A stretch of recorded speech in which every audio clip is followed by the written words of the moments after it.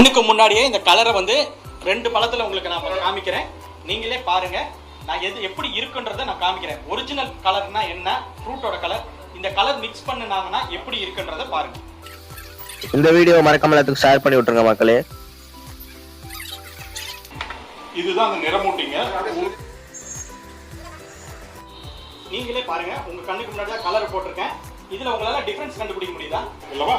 உங்க கண்ணுக்கு முன்னாடியே டிஷ்யூ